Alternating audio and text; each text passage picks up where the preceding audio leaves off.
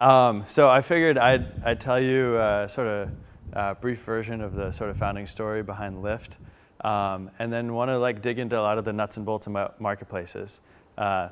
Started this company about 7 years ago, and we've been going balls out ever since. It's been a really insane journey, and we've messed a ton of things up and gotten a few things right. And so I just love to dig into some of the nuts and bolts and mechanics about how this stuff works. And then I want to get, before I get too deep, I want to get an idea of like the types of companies you're building and the types of problems you're facing, who here's working on marketplace companies, and so on. So anyway, I'll take you back a little bit. I grew up in LA, and LA, for those of you who haven't spent much time there, is just killed and suffocated by traffic. It's fucking miserable. And so I would spend, I had my first job working for this guy, Nolan Bushnell, who created one of the first video games, Pong, turned that into Atari and then Chuck E. Cheese. So I kind of got a taste of startups in LA, but I would spend about 3 hours a day going between my high school and my job after school. And it was just so frustrated by how cars were killing our cities. I became incredibly anti-car. I became incredibly obsessed with how we designed our transportation systems, how we laid out our cities. 50% of the real estate in LA is dedicated to the automobile, to the streets that you drive on, the freeways, the parking lots where you park them. The city is just dominated by it. It's designed for cars, not for people. So when I went up to school, I went to UC Santa Barbara. I left my car at home. I wanted to make an experiment out of myself and figure out what life is like without a car. And so I worked on sort of transportation project after transportation project. The first thing I built was sort of a home-brewed zip car program. We got a couple of old school Priuses and outfitted them with some hardware. You'd do an online reservation and then wave your RFID card, get in the car, take off. I did this through the school, so I didn't get to launch it as an independent company, and found out kind of working with a university bureaucracy is not the best way to get an idea off the ground. It didn't stop me from staying involved with bureaucracy. I got appointed by the city council to the board of the local public transportation district. And I was the only one on the board who actually rode the bus. So there were 4 other people who were like retired city council members that show up every day trying to make policy decisions about how to improve the district, and they never fucking used it. So spent 3 years on this board and learned that the way we fund public transportation, it's designed to fail. So there's a mix of very real political pressures where you can't charge as much as you need to break even on the service. So the amount that they charge, when they charge $2 to get on the bus, that covers about 30% of the cost of delivering the trip. In San Francisco, it's worse. It's actually 20% on Muni. And the idea is public transportation is, has to be accessible to everybody. And that's, it's a great goal to go after, but it winds up crippling the ability for a public transit district to scale. On the other side, they're subsidized, right? So to make up the other 70% of that cost comes from, local, state, and federal tax dollars. And that'd be awesome if we could raise taxes or if we could get more money flowing into the district.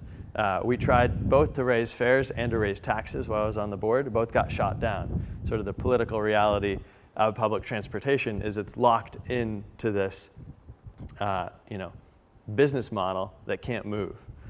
And it became very clear that 10, 20, 30, 40 years down the road, our public transportation system is going to look exactly the way it looks today, pending some sort of technology or operational breakthrough. And while I was on the board, I took this trip to Zimbabwe. And Zimbabwe was going through, insane. They had 1,000% day-over-day inflation. So nobody put their money in the bank because it would be worthless the next day. Instead, people put all their money in gasoline. And it created this crazy, so every time the gas stations got gas, people would raid them, fill up, Coke bottles and whatever they can get their hands on full of gasoline, go home and store it in their garage or wherever. And there was this black market for gas. People paid for things with fuel. People would go to their neighbor to buy a gallon of fuel because the proper gas station was out. Anyway, it made it this environment where it was impossibly expensive to drive. Gas was a currency, not used as a fuel for cars.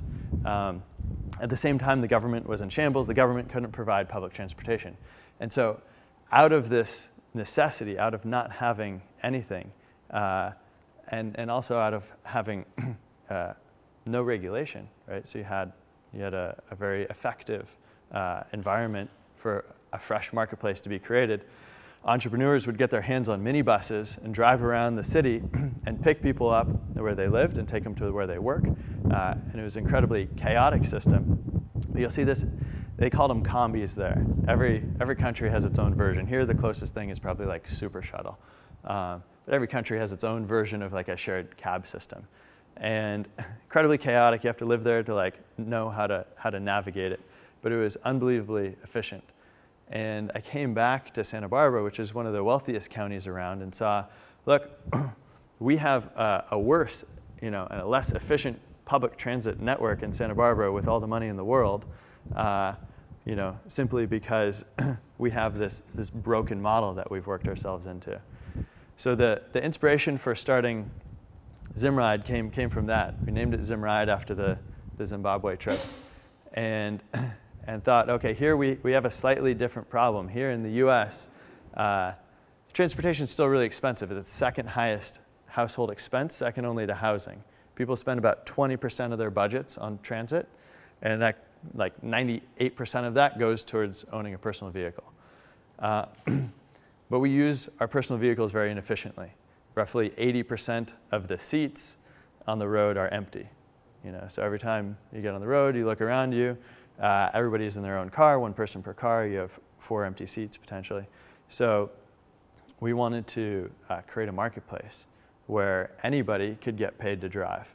And you could have this infinitely scalable form of public transportation that would get stronger, better, faster, more reliable, and cheaper the more people who used it.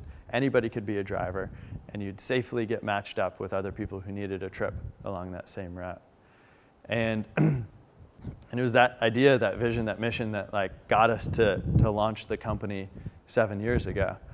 And I think, like, especially if a lot of you guys are in sort of the earlier phases of forming the company, of clarifying how you communicate the vision, how you think about the service. I think it's been that like single vision, that single mission to make transportation more efficient, to reduce our impact on the environment, to make it more affordable, and to do that all by bringing people together. It's been that one mission that the company has changed a ton over 7 years. We've done 100 different things, and most of them haven't worked. But it's been that mission that we built the company around. And so as we recruited the team, that's what people signed up for, is we sought out investors, and investors invested.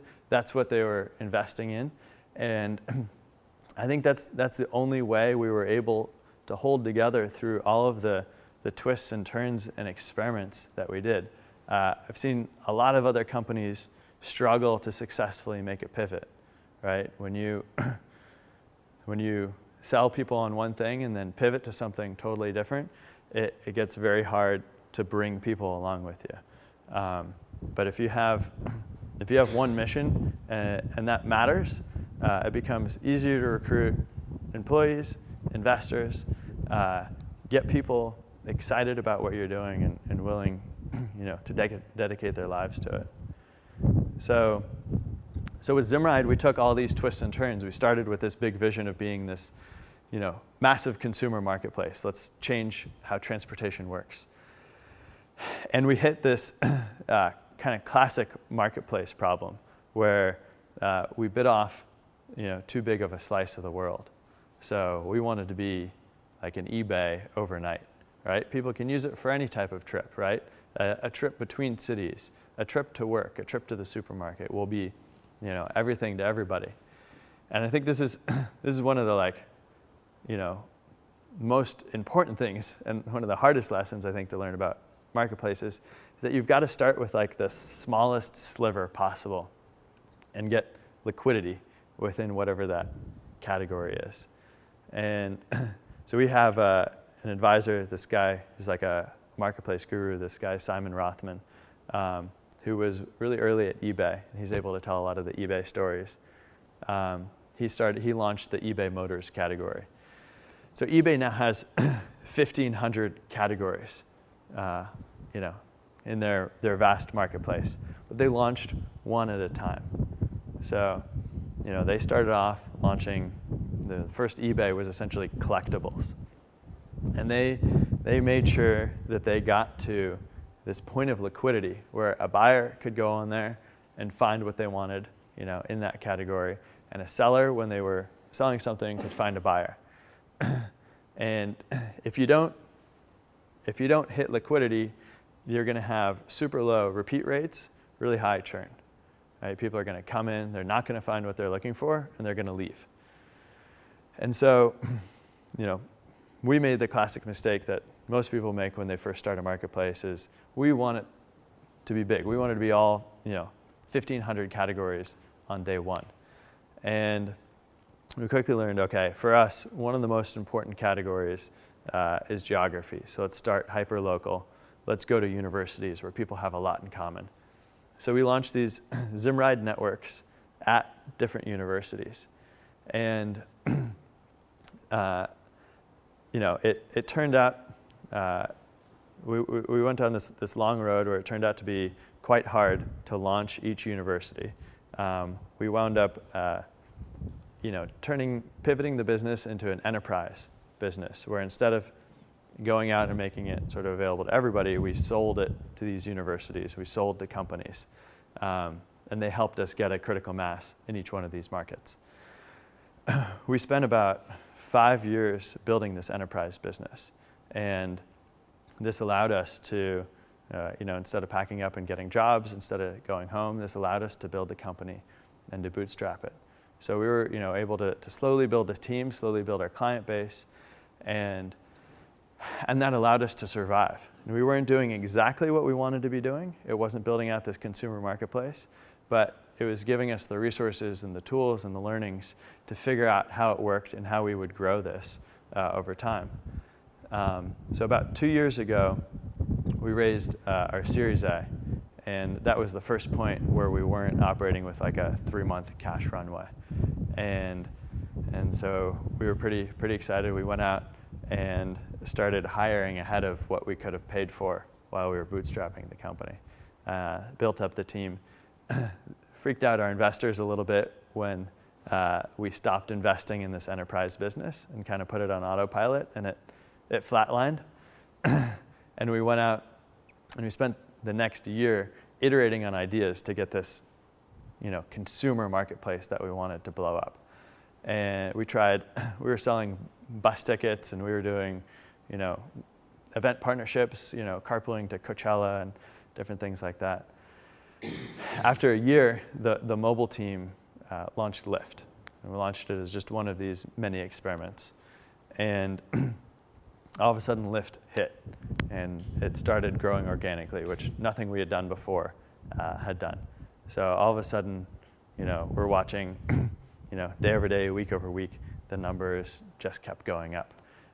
So a few months later, we pivoted the entire team, and we're heads down on Lyft. And that was just over a year ago. So we've been live, I think, about 14 months now in San Francisco. And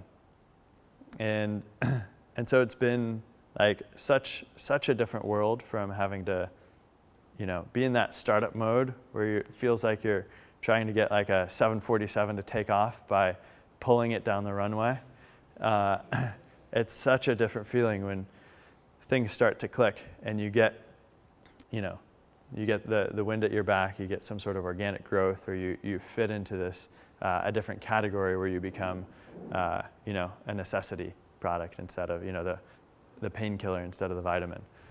And so our lives totally changed with Lyft, and instead of trying to continuously do these massive product iterations to figure out what was going to hit, all of a sudden we were kind of guiding this thing that was moving on its own and just figuring out how could we get out of the way, how could we let this marketplace take off, and what's our role sort of tending to that marketplace, and what's our role in scaling this geographically.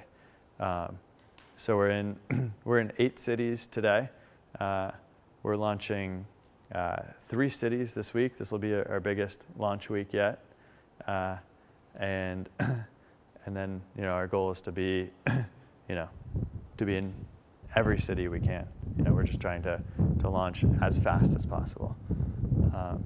So anyway, I've been talking a lot. I'd love to tell you more about Lyft, but first I guess I'd love to get like a little bit of a read on some of the companies you're starting and some of the problems that you guys are facing.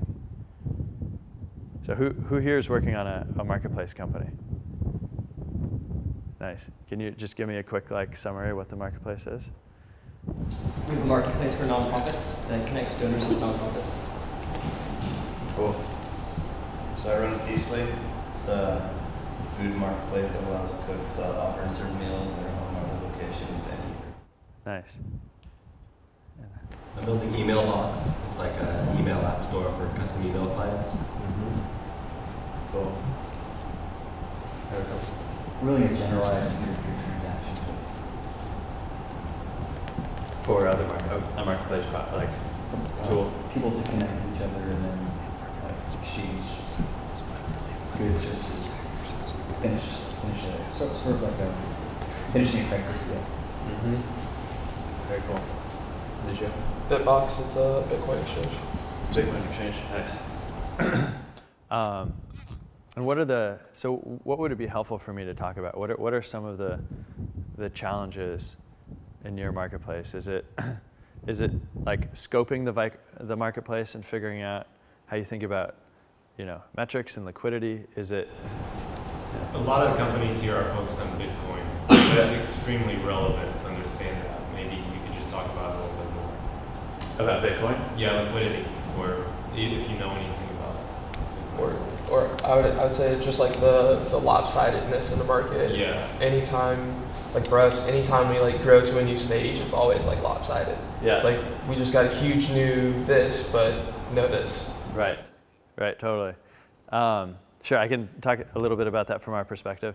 I think, yeah, every marketplace, you always have a bottleneck, right? It's high level. It's always like supply or demand, right? And in a marketplace, and so whichever side is your bottleneck, you've got to get really good at, and you've got to keep hitting that side of it until you nail it. And maybe you never have to touch the other side, or maybe as soon as you solve that, then the other side becomes the bottleneck, and you have to sort of flip-flop back and forth. I know, Airbnb internally spent, I've heard they spent about a month on like a demand sprint, and then go a month on a supply sprint, going back and forth to hit each side of the marketplace.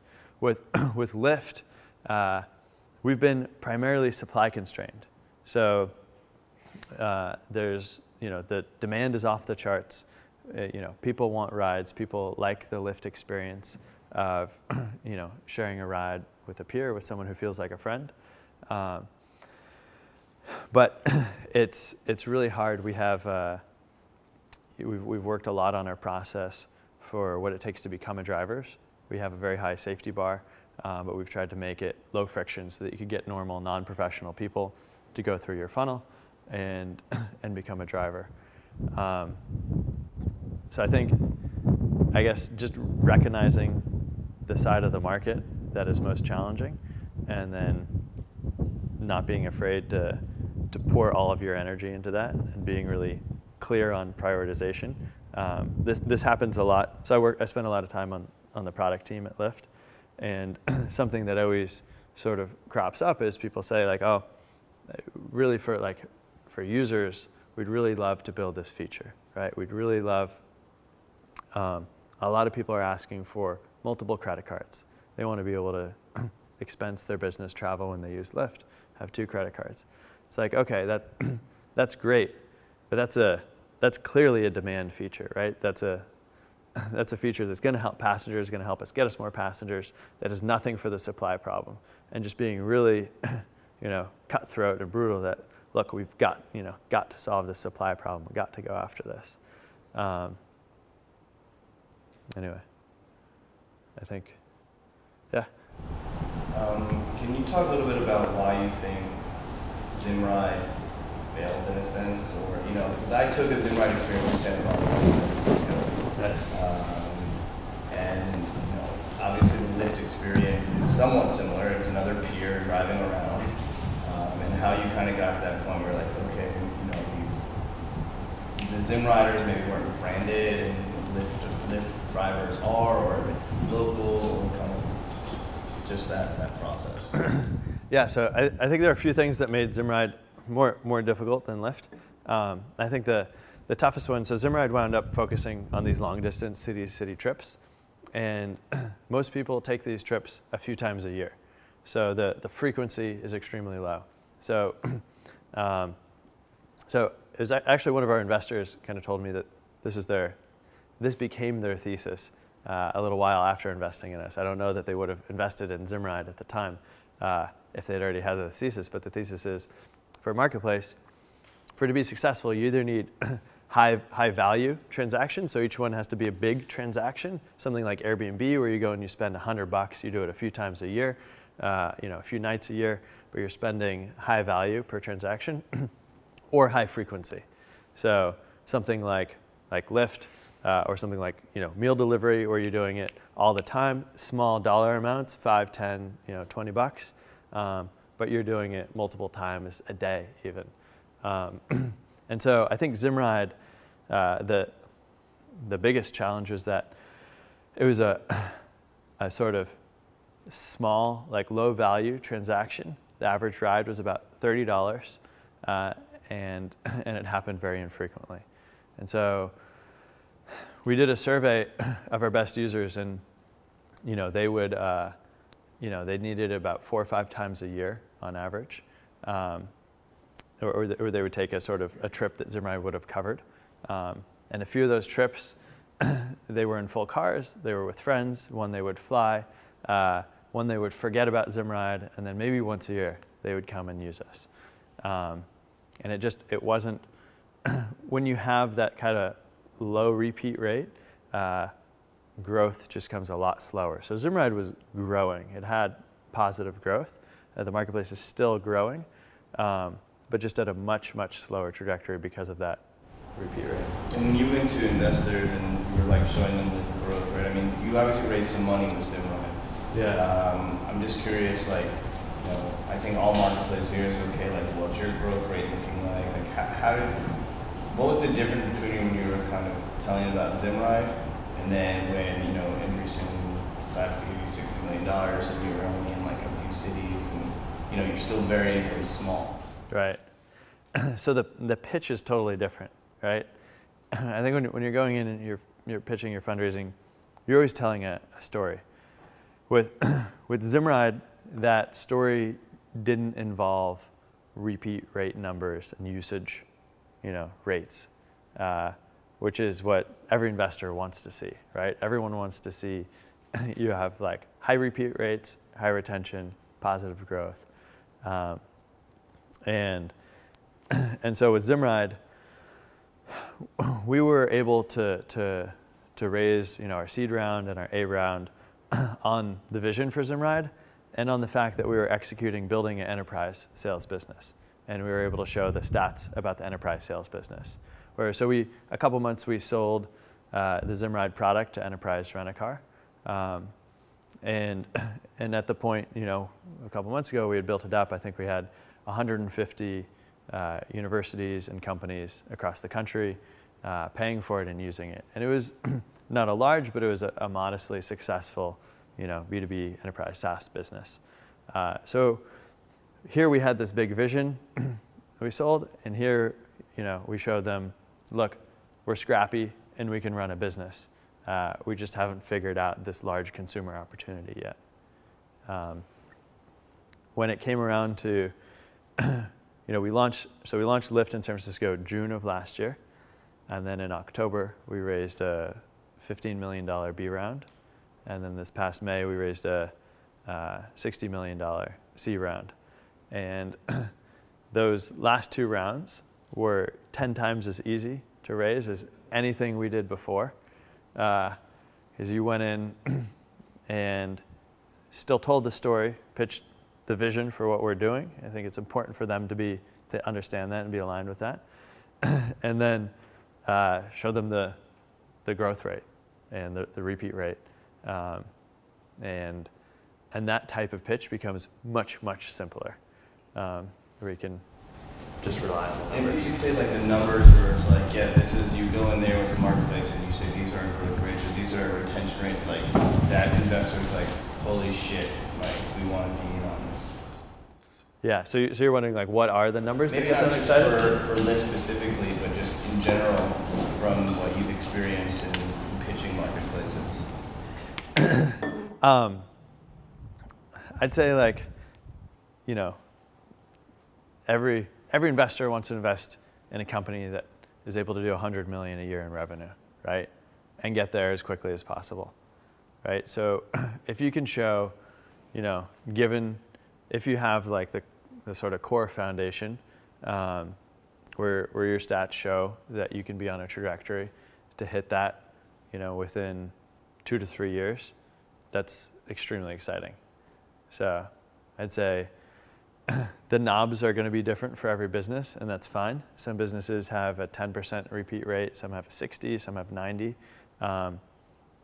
There's going to be a lot of the specifics will be different for each business, but as long as collectively as a whole, they add up to tell this story that you have the foundations, you know, for this type of rapid growth, they're going to be excited if you can show that you're going to hit 100 million on a, you know, near-term trajectory. Recently came in, you came in on round C, is that right? Yeah. Now they didn't come in on B because you use Facebook as your profile, is that right?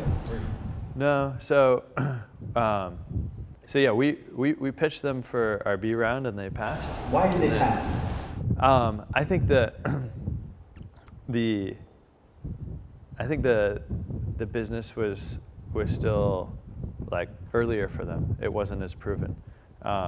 So Andreessen likes to, you know, pick big winners and they'll pay a premium for that. So every VC has, you know, slightly different investment philosophy and approach, but Andreessen is, and they definitely have folks who operate, you know, in the seed round and take bigger risks. But in general, they love to like wait until they think they see enough signs that it's going to win, and then they will pay a premium for that by investing it at a much higher valuation. So I think the sort of growth and development that we showed between October and May was pretty significant. Lyft is doing like some of the most advanced peer-to-peer stuff right now. It's really beyond. Airbnb is kind of almost, I feel like they dominated peer-to-peer very early, but Lyft is now like exploding in that space. Could you talk in more general on how you see peer-to-peer developing as an industry and like maybe what other verticals you see as ripe for development? Yeah, I think I'm like fascinated with peer-to-peer, and I think we're so used to buying from these faceless corporations, right? We're so used to all of our kind of goods and services coming from these companies that we don't have a personal relationship with, that we don't interact with. And I think there's this like incredible hunger for like personal connection, and this hunger for something authentic and to connect with individuals. And I think the world of collaborative consumption and the peer-to-peer economies are tapping into that. You know, me and my co-founder John would always talk about like how sad the sort of traditional idea of you wake up in the morning, you go into your garage, you get to your car alone, you drive alone, you know, to work, park in a garage there, go up in an elevator and sit in your cube and do the reverse going home.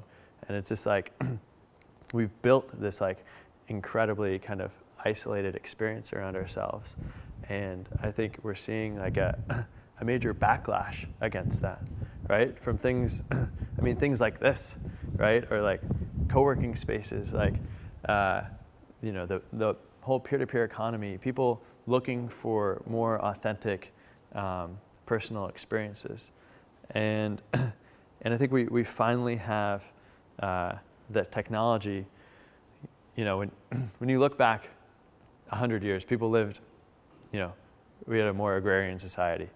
We weren't, you know, as densely, you know, clustered in cities. We lived in smaller areas, and we knew our neighbors. People didn't move as much. So you'd spend a lot of years in the same spot, you'd get to know your neighbors, and you'd be able to help, you'd be able to get your services from them, you'd be able to help each other out. You'd go to your neighbor to borrow, you know, some milk. You know, the person next door would help you repair something. If you had family coming in town and your neighbor had extra space, you'd put them up there.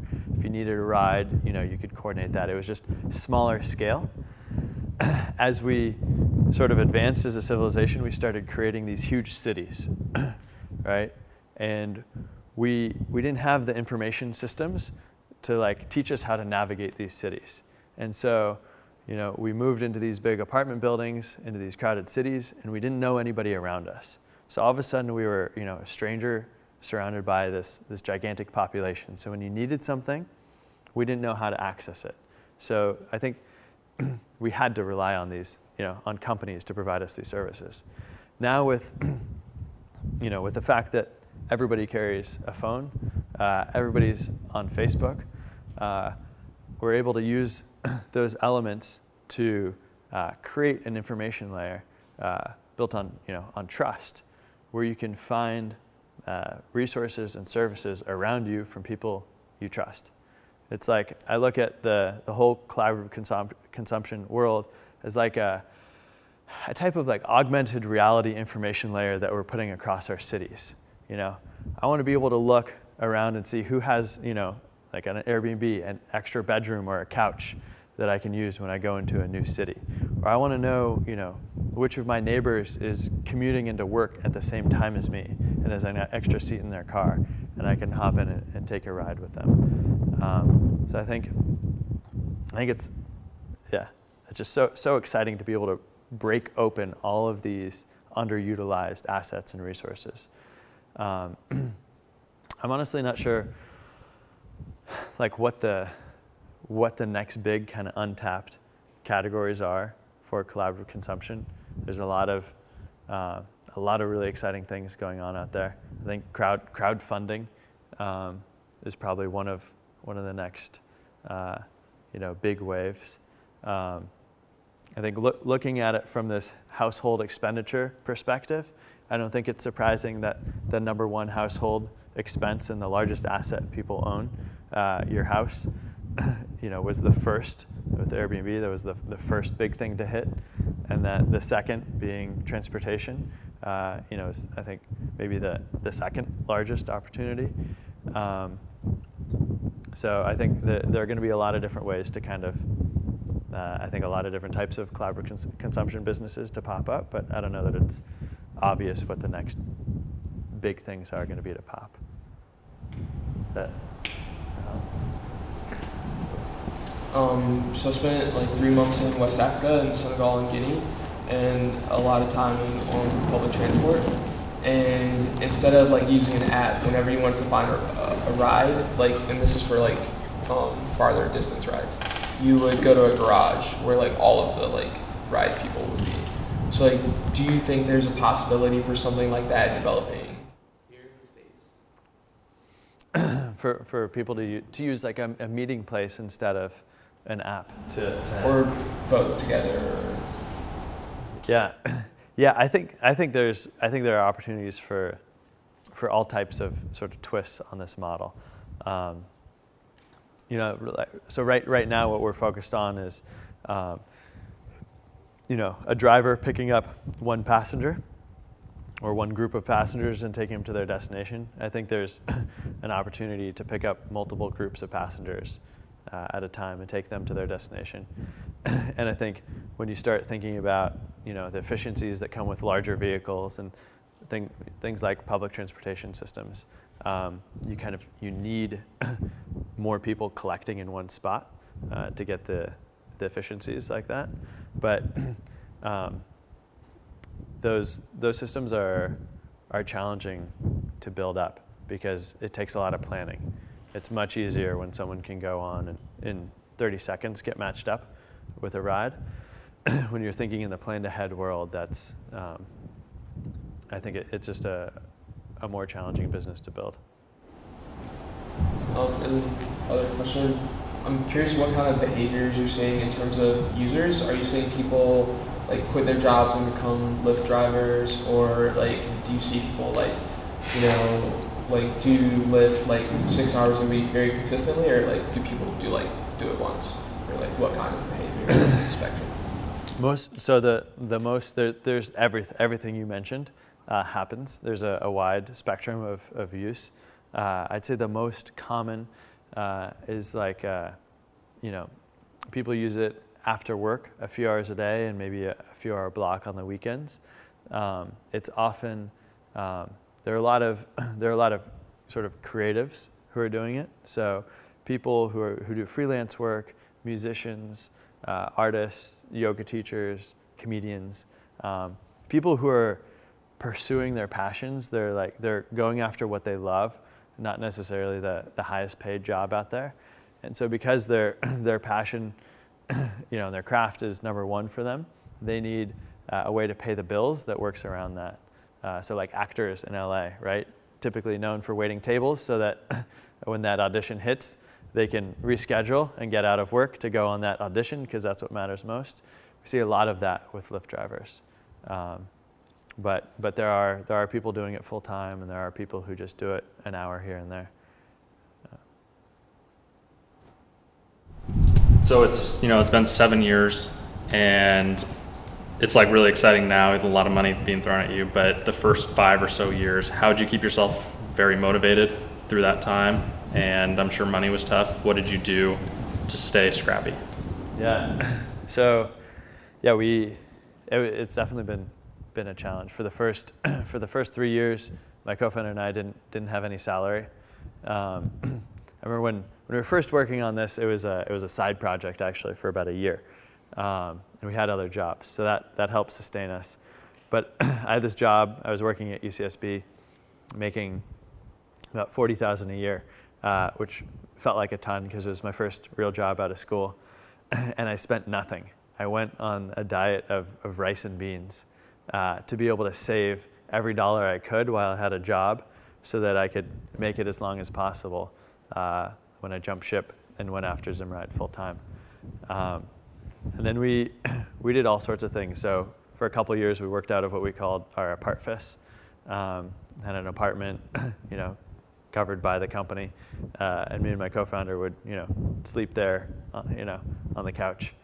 And it was, you know, even as we started making revenue and raised a little bit of seed funding, every dime we had went towards the company, and we built up the team and hired a couple people. And still, we were the last ones to take a salary, and it was always the smallest. And I think we were just so. The problem we were going after was so big, right? Transportation is such a big problem, and we were so obsessed with, you know, seeing this marketplace play out. We knew it was possible, we just didn't know how to get there. But knowing that it was just a matter of how to make that happen, not a question of would it be awesome if that did happen, kept us going. And so, yeah, I think if we had been doing this for the money, we would have quit much earlier, because you know, throughout until very recently, it hasn't looked like we were going to make any money from doing this. So I think having that strong mission kept us together, kept us in it, and you know, kept the whole team going even when things weren't looking as good, as rosy. And it has a really awesome effect now on the team, and everybody who was there sort of pre-Lyft, right? So we got up to about 25 people. We're now at about 110. But those kind of core people who joined before it was hot, right? There's that bond on the team that, you know, everybody knows they joined for the same reason, that they're in it for the same reasons, and that's provided this kind of core to our culture that's stayed true and helped us scale. So as new people join, they're joining an environment that is, you know, rooted in this mission and having people who are enthusiastic about sort of bringing that to life. Cool. Curious, how do you see Lyft, I guess, being applied in international markets, or do you see it being applied in international markets? Because I don't know, I mean, I've been to Singapore a number of times. It's very interesting to me how inexpensive cab service can be, and how impersonable cab service can be compared to their amazing, public transit system as well. So I have no idea how it applies it. Yeah, we have no idea what it's going to look like either. And there aren't any like great international clones to look at to even get a data point on what it looks like. I think eBay in a way had this kind of luxury where all these copycats started launching eBays, and eBay was able to, it was expensive, but just snap them all up. So I'm excited to see how it plays out there. I think part of the opportunity why Lyft is growing so fast in a lot of US cities is because the regulators have kind of inadvertently killed the taxi cab market. So most cities have what they call a medallion system, where in San Francisco, there can only be 1,700 cabs on the road at any one point. And the city needs probably more like 5,000 cabs. And of course, there are different points. At 2 in the morning when the bars let out on Friday and Saturday night, that's when you need 5,000. On a Tuesday afternoon, 1,700 is just fine. But this type of inflexible medallion system has crippled the markets. And there's this great study. The city of DC was looking at creating a medallion system. So they did this study, and they found that every city with a medallion system, passengers paid more for the service. The service quality was worse, and drivers made less. And cities actually made less from tax revenue because they crippled the size of this industry. And the only people to benefit from a medallion system are the original folks who were given medallions. For those folks, it's like an investment vehicle. So in San Francisco, 1,700 medallions, and they go for about $300,000 a piece. So it's about $500 million of medallion value.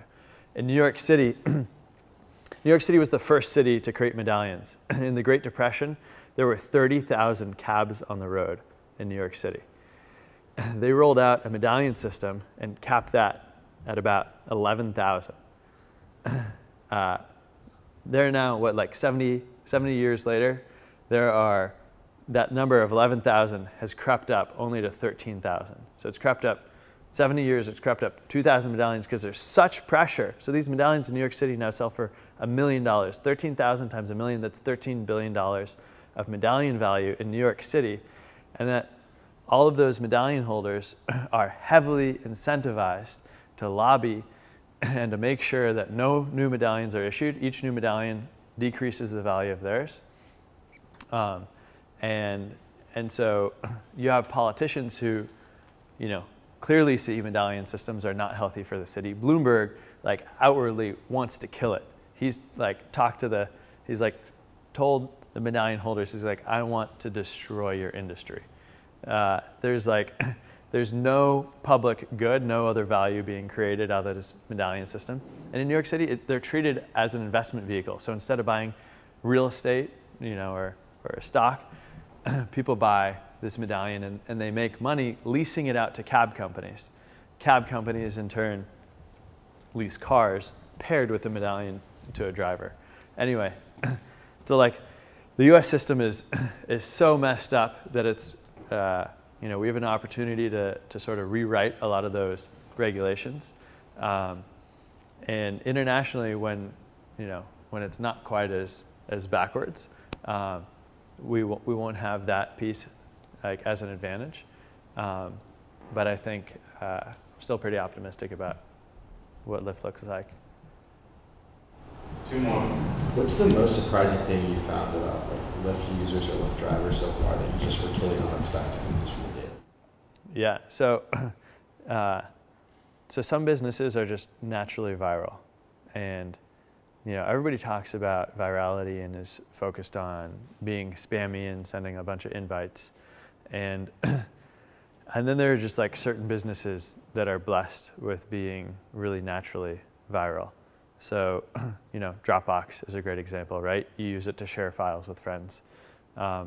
a lot of people talk about Hotmail, right? As like people were blown away by how viral Hotmail was just by seeing the Hotmail email address, and they added a little line, about getting your own Hotmail address.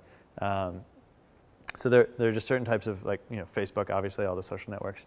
So Lyft turned out to have this crazy offline virality that we really didn't kind of see coming. But so many people use Lyft with friends that most people are introduced to Lyft when a group of 3 friends are going out and they're sitting in a Lyft watching the experience kind of unfold, saying, oh my God, this is an amazing driver. Their friends telling them, hey, let me show you this Lyft thing. Here's how it works. They're downloading it, while they're in the back seat. And then the next time they're going out, they're heading home that night, it's them who's requesting the Lyft. So I think we got really lucky by having a product that people use socially. It seems like you guys went through a long time of having a vitamin product, and then finally when you hit your painkiller, things took off. Do you have any advice for, I feel like to a large degree a lot of Bitcoin companies are almost like vitamins, and people are trying to figure out how to solve or how to make Bitcoin a painkiller. Yeah, I think we all get excited about kind of doing something brand new, right? Everyone wants to be the first and to do something totally different that's never been done before. And that kind of, I think, mentally leads us down the road of doing something like creating an app or a service that doesn't have any direct application to what people do today, but it's the kind of hoping that people will get into this new type of activity or behavior. And I think the most successful businesses put themselves straight in this, flood of activity. When you have billions of dollars of purchases, of activity, when it's part of somebody's routine, and then you're able to slide yourself square into that spot. I think that's when you're able to unlock these gigantic opportunities. So I think Zimride was a little bit, too different in a way. I think that there are a handful of things like the repeat rate and all of that were probably more core, but Zimride was just a little bit more different than, purchasing an airline ticket. And, if it was more common for people to buy long distance bus tickets, like it actually is on the East Coast, I think we probably would have had better luck kind of putting ourselves in this stream of an activity that people are already doing. And with Lyft, people already use cabs all the time, right? In great numbers. And people already use the bus. People already, take all of these short trips across town. And so it was a really natural substitute, a really small step to switch that activity over and start using Lyft. Will be the last one. What was the most important thing you've learned over the course of the last 7 years of building your company?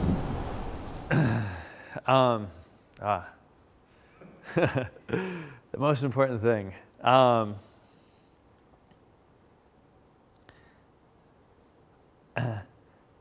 think it's been recruiting. I think it's been the focus on building the team.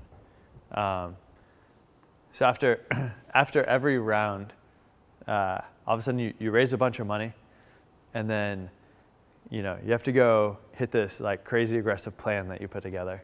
And to do that, of course, you need to hire 20 people, and you're starting from scratch, and 3 that might work, but only one ends up panning out, and you're just running all over town, trying recruiting. I think we've hit this part, a couple times in our business as we do that, and me and my co-founder dedicate ourselves, full time to becoming recruiters, and elements of the business stall out a little bit during that time, and that's right when you want to be stepping on the gas and moving faster. So I think we just hired our first recruiter, And I think the biggest mistake we made was not doing that like 90 people ago. And we're hearing that Pinterest has a phenomenal woman leading recruiting for them, Aubrey. And I think she was like between hire like 10 and 20. I think she was like hire 10. And she's scaled up Pinterest to 150 people or so. So I think like recruiting is so important. If you can, bring a recruiter and a really good recruiter onto your team. Good recruiter, like recruiters are a dime a dozen, right? Like to get someone who says, yeah, I'm a recruiter. But to get a really good recruiter who knows what they're doing on the team when you're probably around 10 to 20 people, I think we'll be able to like massively change your trajectory as you start going into scale mode to be ready for it.